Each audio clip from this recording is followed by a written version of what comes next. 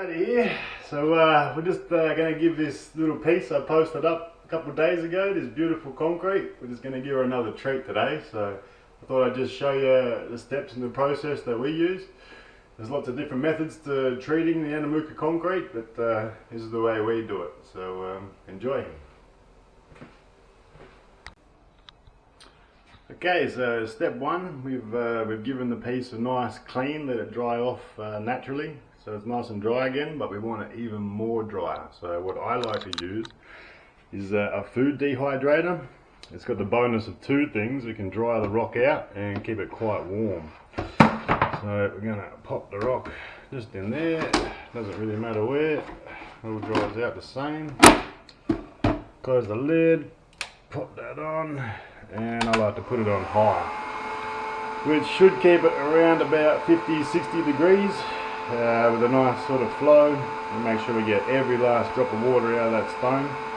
Should look like the thirstiest stone you ever seen. Okay, now we've got our rock drying out there. It's been a few hours now, so it's time to start prepping for our next stage, which is the sugar solution. So here we are here. It's really a basic setup here. A lot of people like to complicate this, but I've tried many ways, and I can tell you right now, this works just as good as the rest of them. So what I like to do is a 1-to-1 mix. So we got 1 litre of water to 1 kilo of sugar. Now standard white sugar is all you need. Other people like to use caster sugars or other things, but once this breaks down to a molecular level, it's all the same. So just your standard cheap white sugar will do it. We'll chuck it all in the pot, and we'll get it heated up and get ready for our stone to drop in.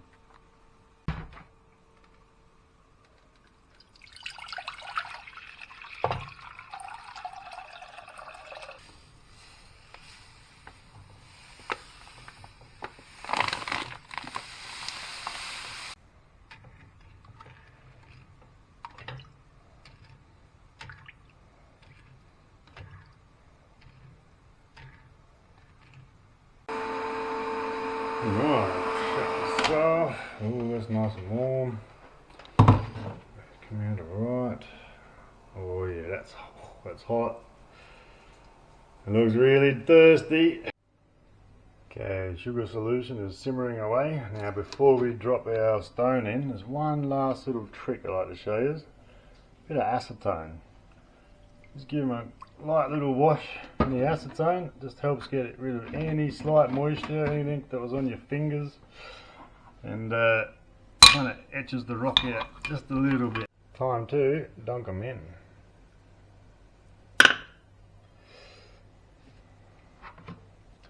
Beautiful.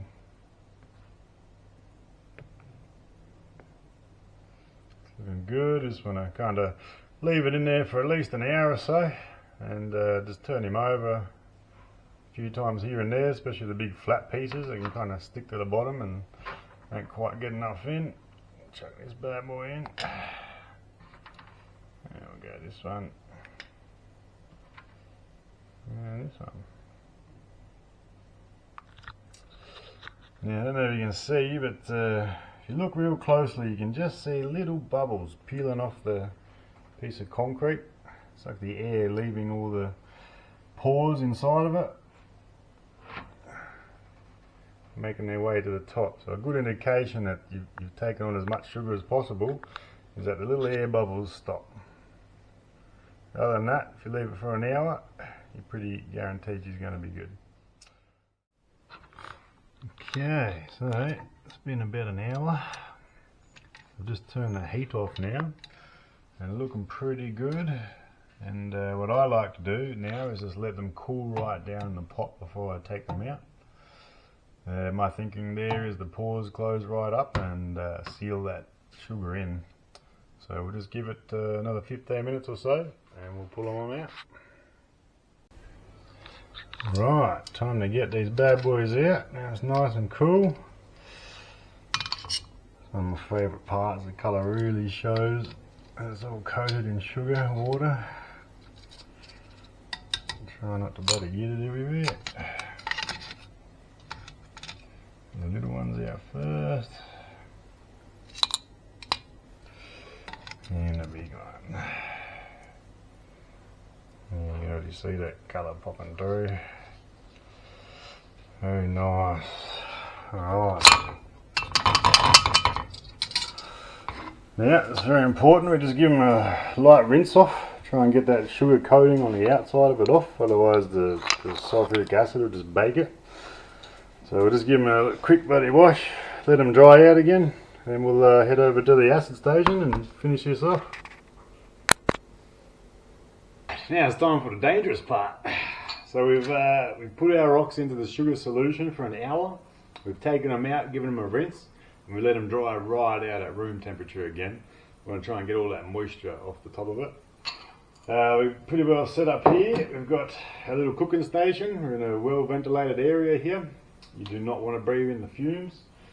We've got everything here. We've got our acid. It's just a drain cleaner you can buy from just about any hardware. Bit of MoFlow, it works really well. Coming across sulfuric acid can be a bit of a problem, but this makes it easy. And also we've got our bicarbonate soda. We keep that nearby because this will actually neutralise the acid. If we do happen to spill it, it will cause a bit of a reaction, make a bit of foam and carry on a little bit. It will definitely stain everything it touches, so try not to spill anything. It will eat your clothes, which is why I'm wearing my second best safety flannel today. You don't want to go eating your clothes away with this sulfuric acid, so the aim of the game is to go nice and slow, nice and easy, and we'll get the job done. Let's get into it. Pour some of our acid into the bowl now. This is probably one of the most crucial steps because it's really easy to spill it and get it all over the place. So just crack that cap open, do a bit of safety. Put a safety visor on. We'll go with some gloves. And I reckon it's a bit of a sleeves down job for this one. Nice and safe, alright. We don't need too much, we need just enough to cover the stones, so you don't want to go wasting too much acid, and obviously we've got to dispose of it afterwards, so you don't want to go too crazy with it. And that should be just about enough. Okay, so we're starting to see a bit of fumes and mist coming off the sulfuric acid, which means we've got it really close to boiling point. We really don't want to take it much further. At risk of making it too hot, we might crack the stones, or you're just going to boil off the sulfuric acid and leave the room with a lot of fumes. So either way, no good. But it's now time to chuck our stones in. We're just going to lift the sieve up nice and gentle so we don't end up splashing anything. Chuck our little stones in first. A little bit hard to pick up with the gloves. That's okay, you've got to be safe. Next stone, and very least a big bit of concrete. Okay, now we're just going to gently lower it back into the acid. Make sure every stone's being covered. And it's a good idea just to keep them a little bit apart so they're not touching each other. Give it a better chance for that acid to penetrate that sugar and all the pores. Okay, now it's all in, it's all ready.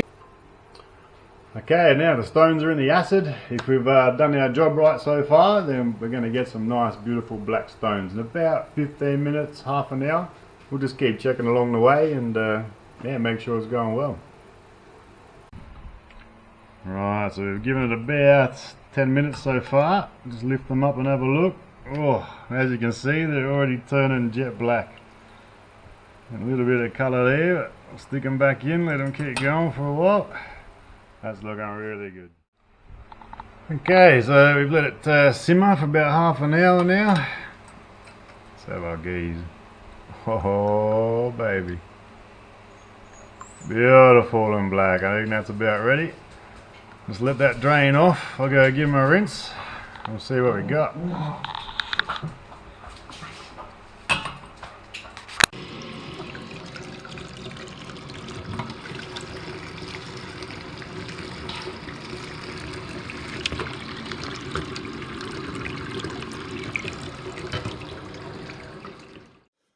Okay, so we've taken our stones, given them a wash, put a bit of bicarb soda and soaked them in the water to neutralise the acid.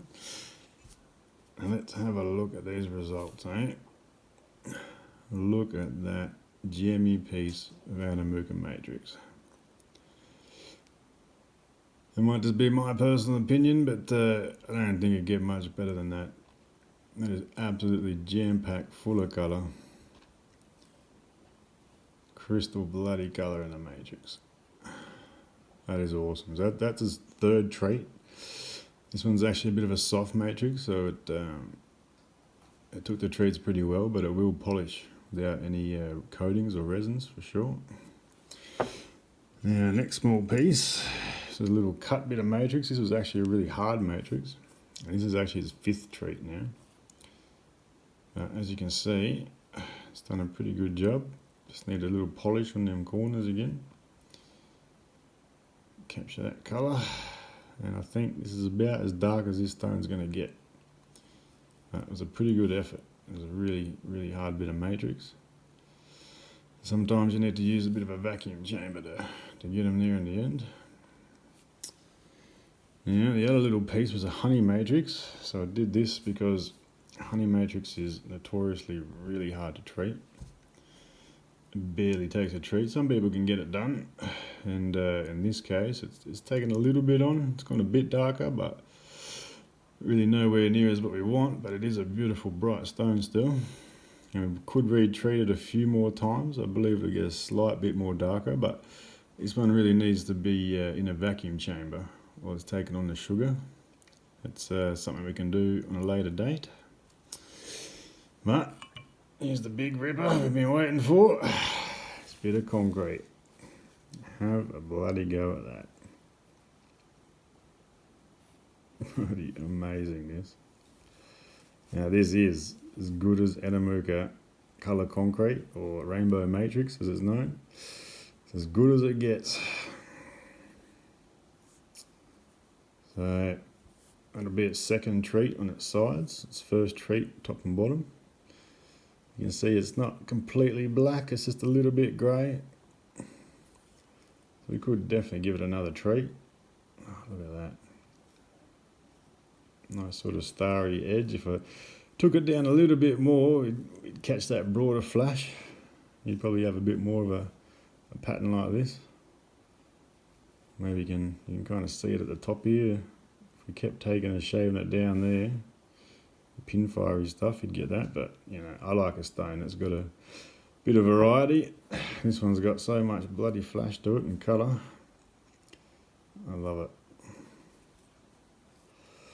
So there you go, guys. That's how we treat our different types of matrix here in Andamooka. There's lots of ways to do it.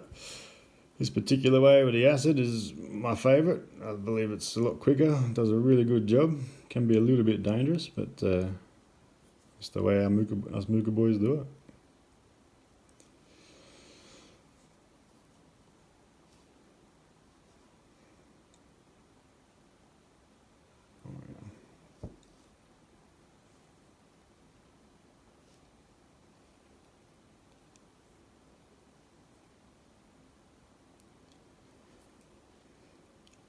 So yeah, if you like this video, please give us a like, share it, subscribe to our YouTube page, and yeah, we'll keep doing more and more.